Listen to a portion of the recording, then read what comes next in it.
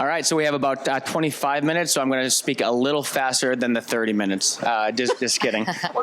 So I'm Nick Nye. I work on an advertiser sales team at adMarketplace. We're a search marketplace connecting consumers with brands outside of the search engines. Ladies, if you'd like to introduce yourselves. Does anyone ever say you're like Nick Nye, the ad guy? Nick Nye, the adMarketplace guy. Yes. Trademark pending. Hi, everybody. I'm Jen Butler. I'm Vice President of Government Relations and Public Affairs at Zillow. My name is Beverly Jackson. I'm Vice President of Brands and Product Marketing, and Jen is my bestie with a testy. So we have government relations, we have brand and product, a couple, folks that might not typically work together. Why are you two working so closely together today for Zillow? So since I'm the stalker, like Jen's been there a while, I'm the stalker. I've been at Zillow a little bit over a year. And when I started to think more clearly and thoughtfully about what Zillow's brand product promise was, which is to help get more and more people home and to make home a reality for more and more consumers, I thought there's one person that really, other than like the people that build the product and the tech and the engineering, there's one person who's really, really important to that, and that is the woman who's who's on the Hill and talking to policymakers and talking to lawmakers to help make that as tangible as possible. And I think Jennifer had to make that a reality for me, had to help me crystallize that. And so I started stalking her pretty much from day one, and she's sick of me. But I think it's really important that as brand marketers look for stakeholders and people that they can collaborate with in the organization, not a lot of people think about their government relations partner or their public policy partner, but for me, it was a no-brainer. Yeah, I mean, she's not kidding about the stalking piece, but it's a positive thing. I think that the importance is to kind of look for the unusual suspects, right? I mean, working in government affairs, it's like, your traditional stakeholders can be legal and communications, and they are still great. They are still close friends and colleagues. But I think sometimes when you think outside the box and you work outside the box, it actually helps you, turn new wheels and figure out how can we bring this brand and the purpose to life. So consumers are North Star at Zillow. And from a public policy perspective, it's how is it that we can really represent the 200 million unique users that come to Zillow's site a month, right? And so how is it that, Beverly, from a marketing perspective, can say, hey, this is what Zillow's about, but government affairs can be on the Hill and in cities and states across the country and actually kind of walk the talk, right? And showcase that this is what we're about to really drive change. Yeah, and 200 million users, visiting site monthly. That you guys are the real estate, leader, right? The category leader. And how does Zillow utilize the power of its brand to not only drive the business results, but also create the positive change in an industry that's plagued with inequalities? So before I even talk about like the inequalities of what folks are challenged with, like for millennials and Gen Z, getting into a home is hard. It's complicated. It's a big, hairy problem. I have a master's degree in public administration, and I say this all the time. I say the word macroeconomics more in this role than I've ever said any time when I was in grad school.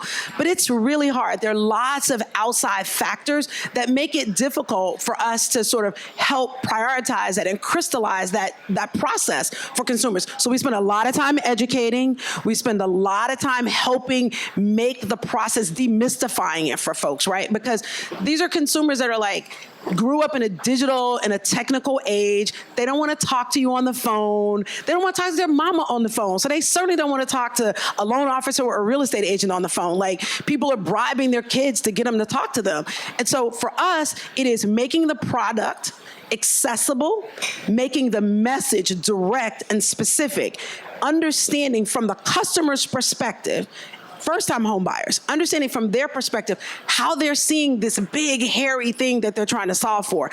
And in that, putting ourselves in that conversation, telling stories with empathy and being authentic, having real people's problems put front and center, and solving for those in the marketing, in the comms, in the strategy. That's the first place we start. Now, I can do all that. But if the work that Jen's doing doesn't lean into that and evolve that, then we're sort of dead in the water before we get started, which is why this partnership and collaboration is so important.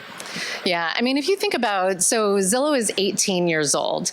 And when Zillow came on the scene in 2006, before then, you actually, in order to find listings, you needed an agent who had a book.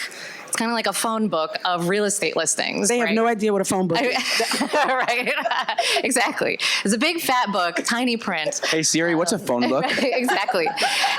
But that speaks to the complexity and the opacity of the market at the time, right? And so what Zillow did is democratize the data, right? Internally, we call it turning on the lights. Before, it was kind of like you were in a dark room and maybe there was light shown on the property that you were interested in, but you had no idea how it compared to the property next door or a property the county over, right? So now, turning on the lights, now you've got the Zestimate. You can love to hate or hate to love your Zestimate, right? But I think that's what's really important. That's the ethos of the brand. How can we make it easier for consumers, make all of this public data more accessible for consumers? And so 18 years later, it is still a challenge, right? You have all of this information, but the transaction is still difficult. It's still very expensive. It's still scary. This is the largest transaction you will ever make in your life. There's a lot of sensitive information that you're dealing with, financial information that you're dealing with. So from a policy perspective, our consumer advocacy is really driven around ease, affordability, and security. How is it that we can really create the space for Zillow to innovate further? And also, as you know, we're dealing with an affordability crisis in this country. So there's a responsibility for us to really show up for consumers in a much bigger way so that, when we're talking about how great the brand is, when we're going to the Hill, lawmakers are consumers too. They'll say, oh, I was just on Zillow and I was just scrolling through, or, my wife is looking at this all the time. And so I think there's that brand affinity, and we want to make sure that we're following through and saying this brand is not only fun for you to scroll through and look at all these homes, but there's actual real purpose to this. And this is why I and my team are here to say, how is it that we can, address this affordability crisis, whether it's increasing supply or addressing upfront costs. There's so many things. And that actually enhances the brand affinity even more because they're saying, oh, wow, they're really here doing the thing. So it's a proud moment, actually, that we can kind of tie our worlds together. It makes it really fun. I just think about it, like buying a house is the most adult thing you'll ever do as you're adulting.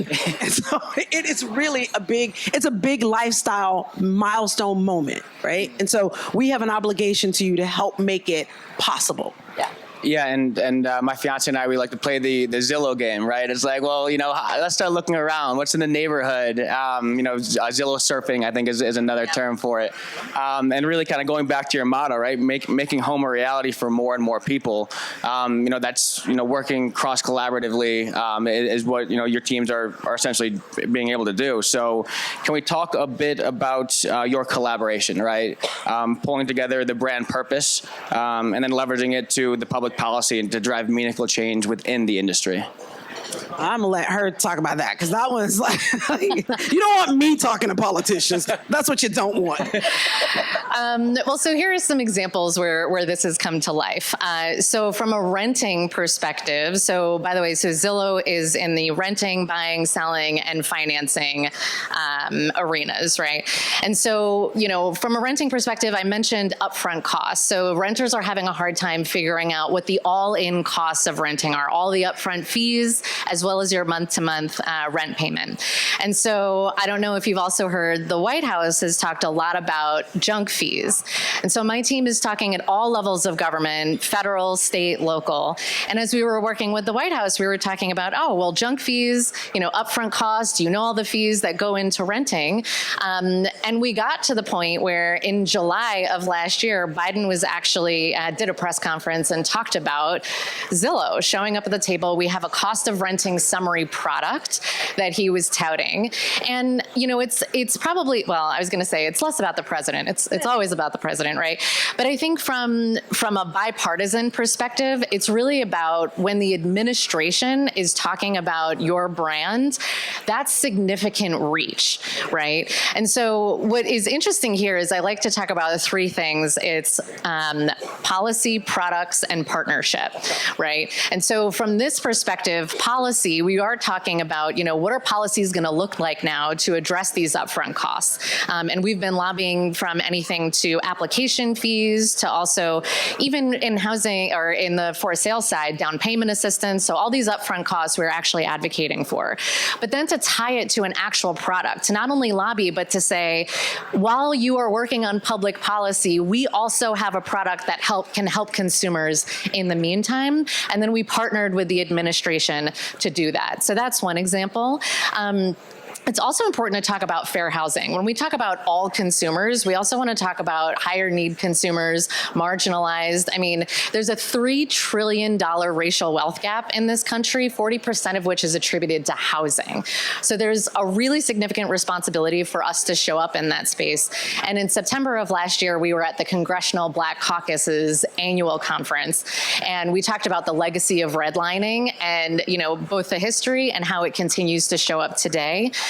Working with the National Fair Housing Alliance, working with the Mortgage Bankers Association, and we had a full exhibit that was in the conference center, actually walking through kind of like a life-size map from, the early 1900s to the 60s when the Fair Housing Act was enacted to today.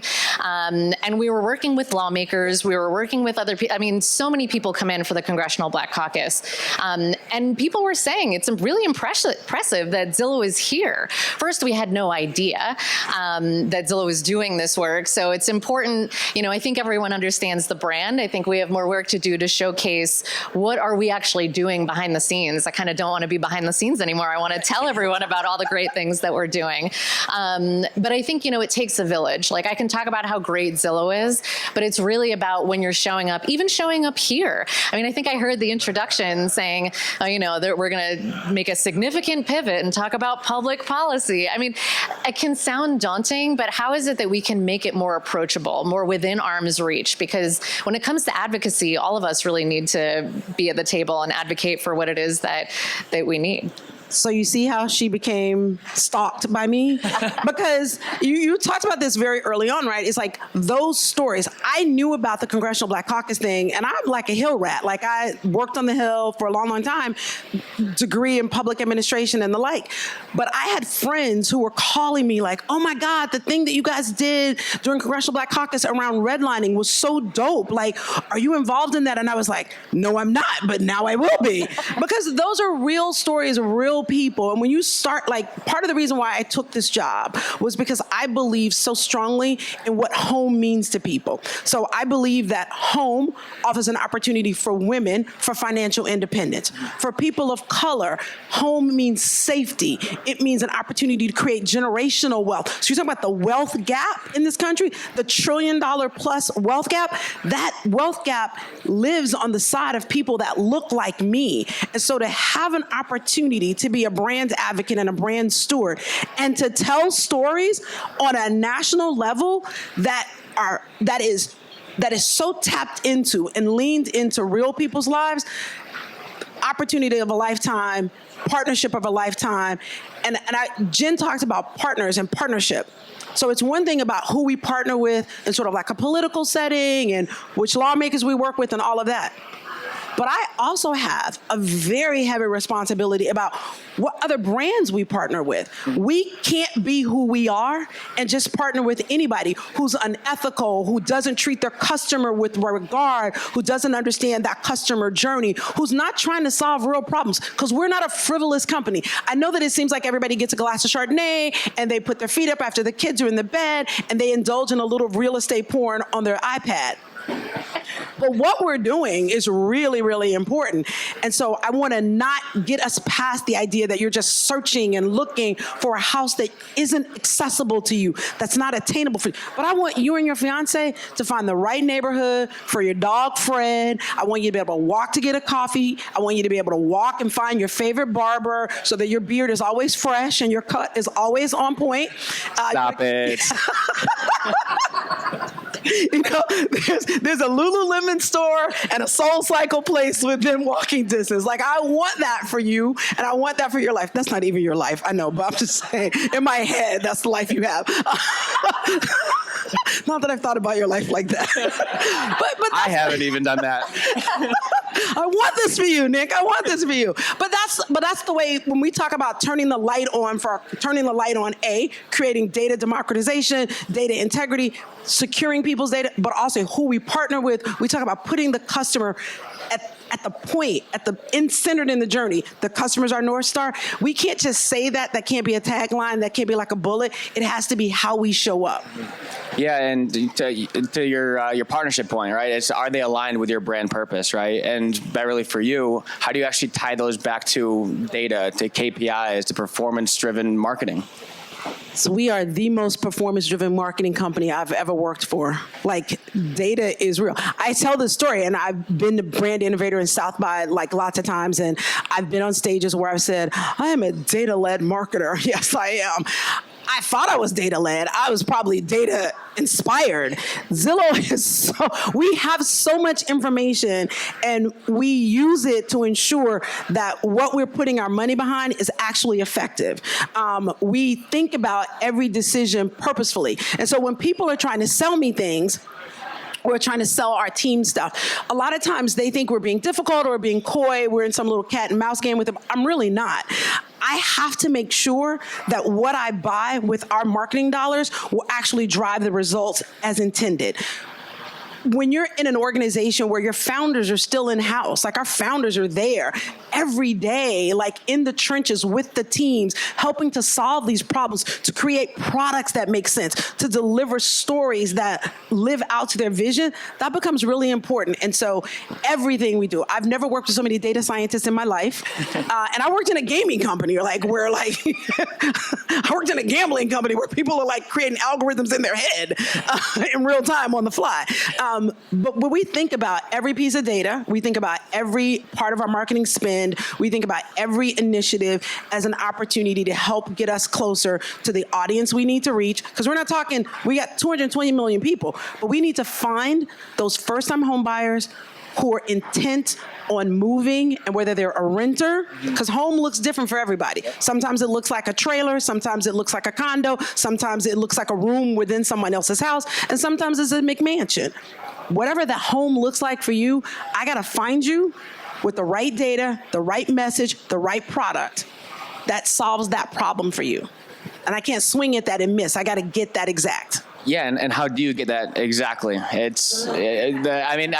are you looking for the first-time home buyer? So we got to show up in places. So we have to show up in places where that audience is. And so if we think about, we're really hyper-focused on the millennial home buyer. We're focused on first-time movers. We're focused on people that live in markets where the housing market is growing. You can't do that if you're looking at a market where there's like no supply. There's a bunch of demand, but there's no supply. So we got to get that balance right. And then we have to partner with the right folks. And so culture has become incredibly important to us as we think about sort of like which partners, with media partners, which outlets get us to that audience and get us to that culture. And so it's not about like the shiny event that you can put in front of us. It really is how much of that audience you're going to deliver to us, where are we going to be able to find them, how are we going to center our message for them, and how often are we going to be able to land that message with them so that it reads as credible. We have an amazing agency that helps us tell those real stories. And actually the thing that we've been talking about for the last year is Zillow is more than search and find. Because you heard Jen say, we're in the rentals business, buyer, seller, And we're also in like Zillow home loans, and people don't oftentimes realize that. Like, we have a mortgage company, like we're in the home loans business. So we can provide you with end-to-end solutions. We can help you if you're an investor and you have a small rental property or 2 or 3 rental properties, we can help you there. Like, so it is telling that end-to-end story in as many places that are relevant to the right audience. Got it. And then Jen, going to Capitol Hill and working for your brand purpose. So how has Zillow's brand purpose influenced your efforts in addressing policies to reduce discrimination in the housing market? Yeah, I mean, I talked about this before. Fair housing is so significant. And also, as Beverly talked about, I mean, as women of color, I think it's also important for us to bring our lens to the work that we do. I think we have to kind of be the change that we want to see, honestly. That's somebody else's slogan, I'm sure. But I know, that's why I laughed. It's so cliche, but it really is true. So that when you're advocating, I kind of feel like I'm advocating for myself. As a lobbyist, it's so easy to just kind of work for any company and say, okay, here are the talking points. Here's how we make money. Here's what we're trying to do. Here's the blocker. But this actually kind of makes it a lot more dynamic, a lot more personal, a lot more, I kind of really believe in what it is that I'm lobbying for, right? I mean, I am a renter. I am a renter by choice, but I also work with folks that are having a hard time when buying, and you ask them questions, right? I mean, I think, we've got our fingers on the pulse of what a consumer wants, of, where the industry is at, but I kind of feel like for me, I can talk about my experience as a renter and what was challenging to me. And I think what's also interesting is, we're showing up across the country as well. It's not just, the capital in DC. It's in a bunch of cities and states. I actually live in New York, and I'm proud to talk about the advocacy that we're doing in New York City. I mean, New York City is just, it's so overwhelming. There's so many people. You want to talk about the diversity of housing stock, and right. But I think for us to be able to show up and say, Zillow is in New York City, Zillow is in Texas, Zillow is in, like, housing is hyper local. And so it's important to kind of meet people where they are at. And that's exciting to me. And also it's helpful to be able to learn what people are doing and to bring that back to Zillow and to actually share and say, hey, these are some of the challenges that people are seeing in market right now. How is it that we can bring this back? And again, through product, through partnership, through policy, what is it that we can do to drive change? And also kind of making a hard left. AI is so cool, right? Like the things that Zillow is doing in the AI space. Yesterday, we just did an activation with Seed AI here at South by, and we had elected officials come through and look at all the cool stuff that we are doing. And so I think that that's also interesting. People vilify what they don't know. That's right. And for us to be able to be here, you can touch and feel the work that we are doing. You can talk to real people from Zillow, and maybe even bridge the gap of, how can AI help higher need consumers or help our communities, right? And so I think for me, it's really exciting to be connected to the brand that I work for, and then to be able to advocate for it accordingly. I was just thinking about what you said, right? Like, so we partnered with Apple. So Apple has a long history of like tapping Zillow for innovation opportunities. And so we were one of the select few partners very early on with the Apple Vision Pro. So like we have Zillow Immerse in the Apple Vision Pro store, so that like you can use AI and this really cool technology that we have in partnership with Apple to actually search for homes that might not be readily available to you in a new and dynamic way that makes it really tangible for you. And so the Zillow has this legacy of innovation. Like I always say, the Zestimate is the OG of AI, right? But we have this legacy of innovation that's so rich and so deep. It personalizes the experience. It respects the personalization of the experience, and it respects each customer's individual journey. And the innovation, technology, AI allow us to supercharge that, which is where I'm excited to be a part of in the marketing space for it. I love it. Okay, they're kicking us out. I think. Yeah, we have a couple minutes. Okay, cool. So just, being at South by Southwest, right, a lot of marketers are, here and just looking for advice. So for both of you being in different, areas of Zillow, what advice do you have for some of the folks in the audience? Look for partners that are unusual suspects, like strange bedfellows make good partnerships. lean into the technology and innovation that your company is doing, because there's great opportunity there. And then look for partnerships that value what you and your brand are trying to solve for. Man, I should have gone first. But no, I think that, look, I think advocates, lobbyists, we are marketers as well, just for a specific audience. And I really think it's important for us to look, it's not just about the brand that you want to push out, it's how can you meet people where they are at? Are you asking questions? Are you seeing the challenges and the pain points that people are actually experiencing? And then how is it that you can bring that back and talk to your colleagues, talk to your unusual suspect colleagues, right? And figure out how can you meet that moment? I mean, I think that if you make it more conversational and less work, one thing I'll say about Beverly's stalking actually is I will wake up to, a message on Instagram or something at 6 a.m. and she's constantly showing me articles about, look at what this organization did, or look at this challenge that's happening in the market, and it just makes it so that we're friends who happen to work together. It's just conversational, right? And so I think it's helping us pick up what are those challenges and how are we now working together to address those challenges. And I think that that's what breathes life into the brand and this partnership. Awesome. And timer. I know that Beverly has a flight and she's right out of here. So if I go over time, I'm not going to be on your good list, and I don't want that to happen. Well, with that, let's thank our panel. Beverly, Jennifer, thank you very much.